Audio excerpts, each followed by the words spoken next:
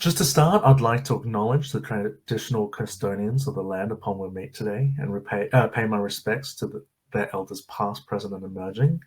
I extend my respects to the Wadi Metangal of the Inora Nation, upon whose lands I'm currently sitting on today, to their elders past, present, and emerging, and to the Aboriginal and Torres Strait Islander people who are present here today. So just a quick overview of what I'll be touching on today. I'll be talking about what it looks like to develop healthy habits. Now, my main focus is going to be on healthy habits today. I will be touching on how we can possibly overcome some bad habits as well towards the end. I have only a restricted amount of time to talk about a lot of different things here. So if there are further questions from today's session, definitely do either reach out or there's other different avenues that I could reach today as well. But let me just start by talking about why habits are powerful to start off with. Now, I think we all know that habits are powerful. That's not really under question today, right? But let me give you a little bit of a definition to start. What is a habit? Habits are really those repeated behaviors that we do. But of course, what really defines them is habits are things that we do almost subconsciously, right? And what I mean by subconsciously in this specific situation is that we don't need to use things like motivation or determination to continue that habit. The reason why this is powerful is because motivation costs mental effort, and we only have limited amounts of mental effort on a daily basis.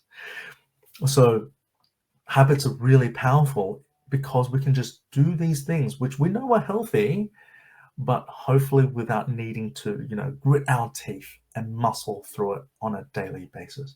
It becomes so regular that we just do it automatically. Really though, the problem that we face when starting habits is we often think of habits as best started by just repetition alone, right? That is, how do we start a habit? Well, towards the end, we hope that habits are subconscious and we just do them automatically. But at the beginning, we have to muscle through them. We have to fight all our instincts that says, that particular behavior might be really good, or might be like a bad behavior might be good, or a good behavior might be bad for us. And we just need to repeat it a bunch of times. And hopefully if I muscle through for long enough and if I repeat it enough, it will become a habit and I will just do it automatically.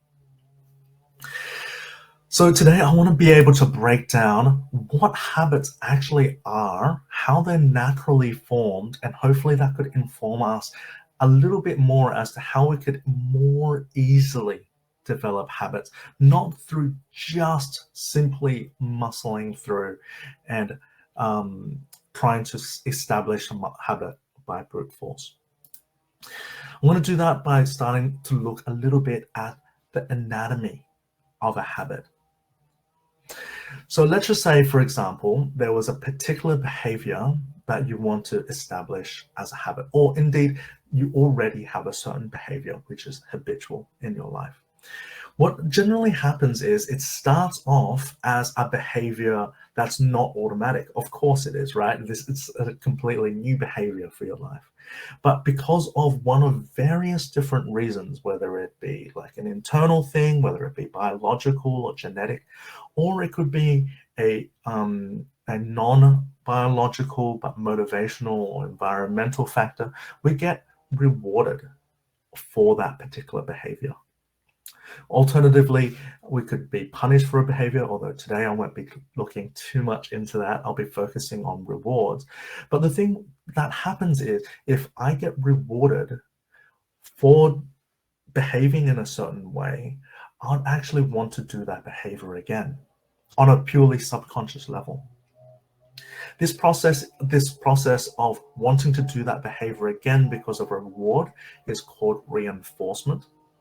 And what actually happens in this reinforcement process is when we get that reward, subconsciously our system would take a snapshot of not only the behavior that we just did, but all the other environmental factors that were at play just before I received that reward. And it would make me think, oh, if these factors come into play, then I'm more likely to get rewarded again the next time. These environmental factors are called cues. They could be around a range of different things. The cue can be the successful completion of a particular behavior. Of course, it could be, but that's quite complicated. Other cues can include things like just the smells that I was experiencing, or the time of day it is. Other cues could be around, social cues. So who am I seeing at this very moment?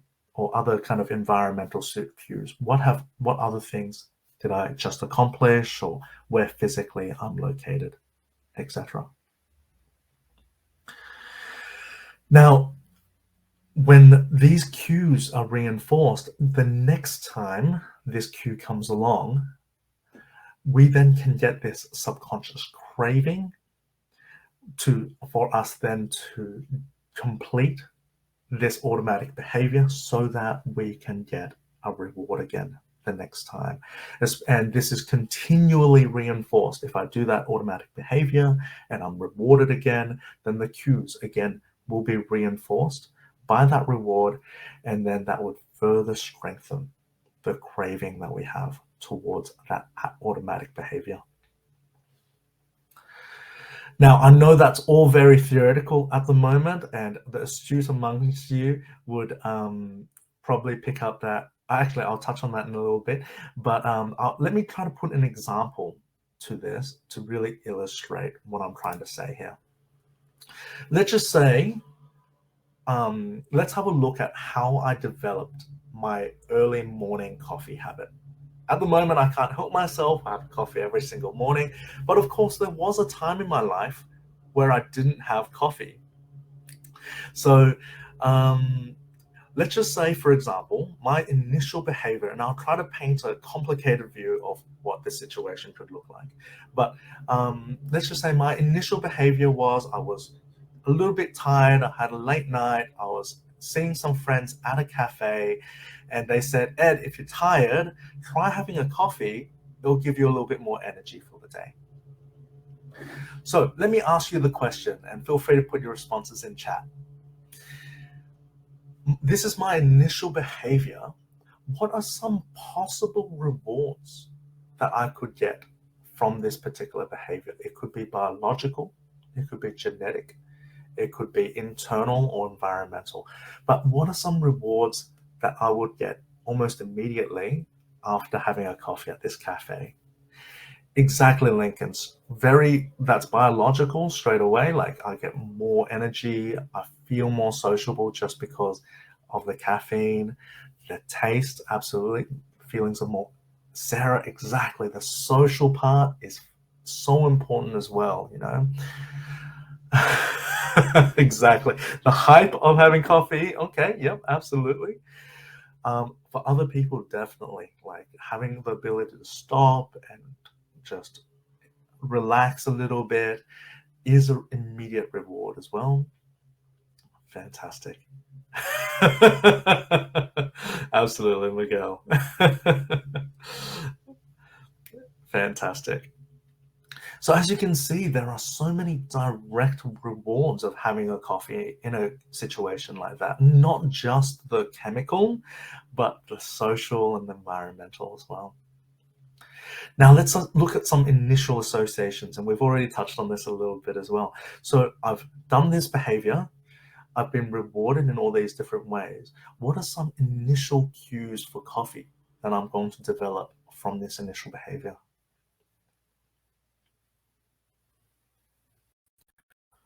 So maybe I could, so the smell of the coffee is a very strong cue.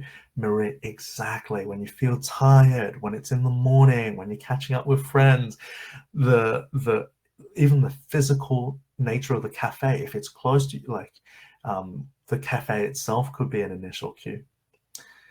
And if this gets reinforced and again, as time goes on, when I feel tired, or if I'm catching up with friends, or if I'm walking past that cafe, those cues will cause the craving for me then to have coffee again in the future. And exactly, Rachel, that's exactly it. So we start thinking about the wider associations, as time goes by, these cues actually get generalized to more and more areas, right? If every single time I hear the word coffee and I drink a coffee, well, the cue of the word coffee can spark something. Maybe it could be that a physical act of waking up makes you crave a coffee. As time goes by, as we continue to reward different cues that predict that behavior, it generalizes to more and more different areas. I should note then, some habits are easiest to start than others, predominantly because some habits have an inbuilt immediate reward as associated within that habit. So the coffee habit, really easy to start because caffeine in of itself has an inbuilt immediate reward. But of course, a lot of our healthy habits don't have an inbuilt immediate reward involved. So this is an important aspect of thinking about what it looks like to start a healthy habit. So let me start breaking this down a little bit then. What does it look like to design a good, healthy habit for yourself? There's many different aspects to it, but there are three in particular that I want to focus on. The first is thinking very hard about rewards, as I suggested earlier. Research generally shows that rewards that are most effective should happen immediately after completing that initial behavior, or as soon as possible after completing that initial behavior. And the second thing is that initially those rewards, the best reward should happen regularly after the completion of that behavior. Second thing is there are actually many types of rewards. The two different types that I want to focus on is often we think about rewards as an external thing, right? If I reward myself, let's just say I am wanting to go to the gym a little bit more, we can think of external rewards as, say, if I go to the gym after a workout, I will reward myself by having a chocolate or drinking a coffee. Exactly, Naomi. That that is an external immediate reward, and that could be fantastic. Of course, they could also be external in a social context, etc. as well. So articulating the fact that you've just completed a certain behavior with an individual who will congratulate you can be an external reward. But what I really want to understand, don't get me wrong, external rewards can be very, very powerful. But I want to underline the power as well of internal rewards as well. We often forget how powerful just saying to yourself, hey, I did a really good job is for my personal life, right? In fact, being able to stop and self-congratulating, giving yourself a little bit of time to say, hey, I did a really powerful thing today, is on a subconscious level a very powerful reward in of itself. For example, at the moment, I've been trying to work out in the afternoon, and I have to remind myself, okay, Ed, don't just run off after doing this exercise and start working, and stop and say to yourself, hey, you did a really great thing. That is a really powerful internalized reward. And this is underscored by a lot of developmental psychology at the moment. A lot of parental advice has been given to say, hey, look, instead of rewarding your child by giving them external rewards for completing, say, a chore, instead of giving them money for it, or instead of giving somebody an external reward like, I don't know, a gift for getting certain grades, congratulate them, give them that internal sense of satisfaction. And what you'll find is the more you can reward yourself with internal rewards, the more you can just automatically reward yourself for completing that automatic behavior as well. It's very interesting. I won't talk too much more about rewards today, but the astute amongst you today would kind of pick up the idea of rewards that I'm talking about as a similar way of conducting, say, training a pet dog, for instance. The reason for that is a lot of this theory is under the technical term operant conditioning. So if you do want to have a little bit more information as to what the best system of rewards can look like for yourself on a personal level, look this term up, and hopefully it'll give you a few different additional pointers. The second aspect I really want to encourage you guys to think about is the pairing of that desired behavior or habit with cues as well.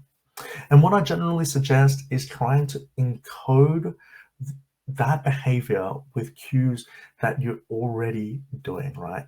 So say, for example, when I wake up in the morning, I already have an automatic set of habits that I conduct on a daily basis, right? I get up in the morning. At the moment, it's terrible, but I turn on the coffee machine. I go to the bathroom, I do my morning ablutions, I come back in into my kitchen, I make myself a coffee, and I sit in front of my computer desk. But if you're thinking about trying to start a habit, then maybe it will be a good thing to encode that habit into something that you're already doing. So say, for example, I want to spend a little bit of time doing mindfulness in the morning, right? Maybe I want to do maybe 5 minutes of mindfulness practice every morning. Maybe something I could do is I could encode that desire for that practice into my daily routine. And the best way of doing it, if my into my current morning ritual, is by maybe putting it after making a coffee and before drinking that coffee on a morning everyday basis, so that I could reward myself to in practicing that particular mindfulness thing by drinking my coffee immediately afterwards. There is, of course, classic reminders that we could use to as personal cues as well, whether it be setting up reminders on your phone, etc. There could be other sensory cues as well that people use, so like music or smells. Now, I have a really powerful example of this. I used to have a colleague who would, before they start working, smell a particular cologne, actually it was, and before they start work. And at the beginning, I had no idea why they were doing this, but what they were trying to do is put themselves in that mindset again, give themselves that cue to remind them that this is a time of hard work. Fantastic question, Ramona, in regards to how long a habit will form. Let me try to answer that towards the end of this presentation. But fantastic question. I know I'm limited on time as well. The last aspect here is designing the behavior itself. Now, I'd actually encourage you guys to try to start with a very small behavior. Say, for example, it is you're trying to exercise a little bit more, set it so small that it will definitely be achievable. So say, for example, you want to exercise more, maybe just doing 2 push-ups might be the start of a really good habit. The reason for that is hopefully as it becomes a habit, as you reward yourself for it, and as it becomes more automatic, you can build on that behavior as time goes by, but you will crave doing that behavior because it is instilled as part of your routine. So especially at the beginning, try not to give yourself too much stress. If you want to exercise more in that situation, of course you can, but start with a small achievable goal. And the second thing is, if at all possible, prepare for the success of that behavior ahead of time. So the classic example here is if you want to go to the gym, maybe pack a gym bag the day before. If you want to eat better, maybe cook and prepare your food the day before, just so that when the situation comes up, when to conduct that behavior, you don't have as many barriers in the way for do that from that. Initially, yes, I have to underscore that all these different steps will take effort. The effort, though, comes especially on top of the effort of actually acting on those behaviors. I do want to remind you that you should try to also pair those behaviors with cues, and also to reward yourself after the completion of each one of those habits. Now, I do want to cover a few common questions in regards to this. And I know I won't be able to cover all the questions today. I am a little bit short of time, as I mentioned earlier, but there is a few that I want to hit on. First, how do I get rid of bad habits? Now, I know this is going to sound a little bit overly simplistic, and of course, there's so much I could talk about in regards to this particular topic. But the first thing I could mention is maybe it'll be helpful to do the reverse of this, of what I've suggested for a bad habit, right? So think about what cues sustain those bad habits. Maybe we could avoid or remove those cues from our personal situation. If maybe I want to drink less coffee, maybe I should avoid walking past that cafe I walk past every morning. Maybe putting blockers in to make automatic behaviors more difficult to do on an automatic basis is difficult as well. And of course, making the behaviors less rewarding, or pairing a particular rewarding behavior with a punishment might be helpful as well. So maybe if you want to get up a little bit earlier in the morning, but it's more rewarding to stay in bed, maybe make it a little bit harder to want to stay in bed, either with by making it less rewarding to stay in bed might be a good way of doing it. Second quick question, and Bob, very similar question to Ramona as well. I will touch on that in just a moment. Second thing is, what happens if I can't get rid of a bad habit? This kind of touches on what Ramona and Bob has kind of touched on already. Bad habits are notoriously hard to break. And we need to underscore this and remind ourselves of this.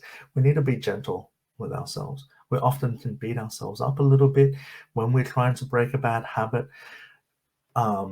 And we get discouraged and we just stop wanting to try to get rid of a bad habit. But yeah, it's just so important to be gentle on ourselves, to remind ourselves that bad habits are hard to break, and to say, look, I'm going to take a break from trying to break this for a little bit, but I'm going to start again. And I won't go into specifically why they're hard to break, but I think a lot of us can kind of guess as to why as well.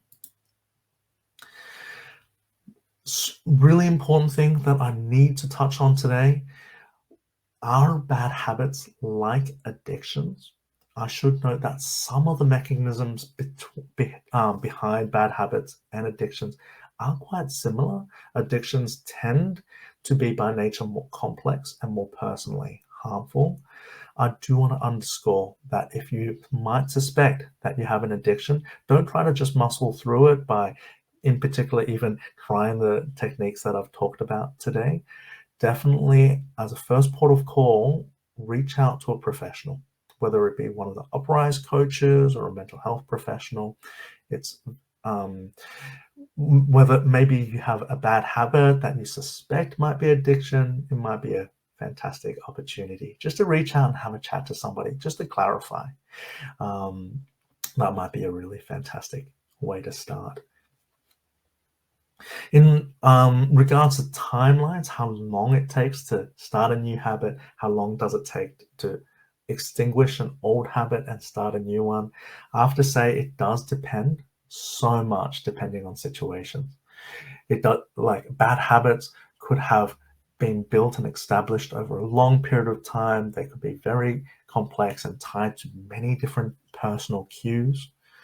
So it could take a while to extinguish a bad habit. That's completely true. And then alternatively, to start a new habit, it could be, well, there's lots of rules of thumb, right? Lots of people say, it takes a month to start a good habit and a week to lose it. I don't actually know if I believe that. But generally the idea is, like, a good habit can start very quickly. It could take you a week or two good habit for some people. But the question, some variables that are involved in this could be, for instance, how regularly do you reward the habit that you're trying to start? What kind of rewards are you using? And then on long term, like, are you continuing to reward that habit or not? Those are important questions to think about when it comes to establishing and continuing a habit. In the last 2 minutes, I really want to touch on this point here.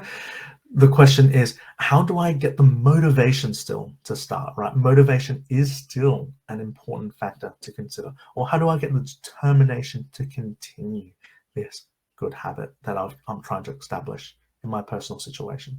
Those are still really important questions to consider. Now, I want to underscore this presentation was focused on the subconscious aspects of starting a habit, but I would encourage you to have a look at some of the modules built within the Uprise platform to look more at this the conscious aspects of starting a habit, whether it be around motivation or determination. A good place to start will be looking at the mindset and the personal values modules within the Uprise app, but hopefully there'll be further presentations and webinars like this, as well as other resources that could help you with more the conscious aspects of starting a good habit. If you are a client with Uprise at the moment, you can access these resources as well as interactions with our coaches through the uprise.co/employee webpage built within our platform. And of course, if you do have any questions, do feel free to fill in to ask me now in the last minute that we have. Otherwise, do feel free to fill in the feedback form. That'll be really helpful for me personally to know how this went and to see if we can have supported you well in the last half an hour. The link is just in the chat over there, so that'll be fantastic if you can do that for me. Fantastic. Thanks so much for your time, guys. Absolutely, 30 minutes flies. Yes, absolutely, Tamara. I totally agree. And it's so powerful to think about having habits instilled as part of our daily routines and giving ourselves rewards for those cues. I know, like, the theory is so basic, but just applying it is really interesting. Thanks so much. That's the end of my half hour. Hopefully I'll catch you all again very soon. Have a great afternoon, team. Bye.